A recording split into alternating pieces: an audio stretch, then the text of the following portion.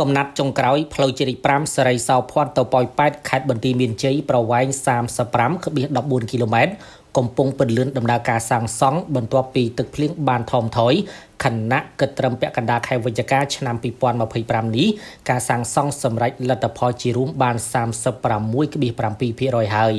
នេះបើតាមការឲ្យដឹងពីឯកឧត្តមផនរឹមអ្នកនាំពាក្យក្រសួងសាធារណការនិងដឹកជញ្ជូនលើទំព័រ Facebook នៅព្រឹកថ្ងៃទី18ខែវិច្ឆិកាឆ្នាំ2025កំណាត់ផ្លូវជាតិលេខ5សេរីសោភ័ណ្ឌទៅប៉ោយប៉ែតគឺជាកំណាត់ចុងក្រោយនៃគម្រោងស្ដារនិងលើកកម្រិតគុណភាពផ្លូវជាតិលេខ5គម្រោងនៃកំណាត់ចុងក្រោយនេះនឹងបញ្ចប់នៅចុងឆ្នាំ2026ខាងមុខ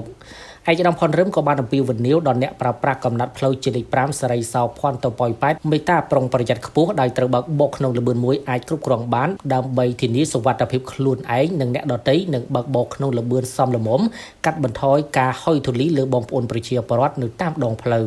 ជាមួយគ្នានេះឯកឧត្តមផនរឹមក៏សូមថ្លែងអំណរគុណដល់ប្រជាពលរដ្ឋរស់នៅតាមសងខាងផ្លូវនិងប្រជាពលរដ្ឋធ្វើដំណើរដែលមានការយោគយល់អធ្យាស្រ័យខ្ពស់ក្នុងពេលដំណើរការរដ្ឋាភិបាលពង្រីកនិងលើកកម្រិតគុណភាពកំណាត់ផ្លូវជាតិលេខ5កំពុងដំណើរការដងមមាញឹកនេះ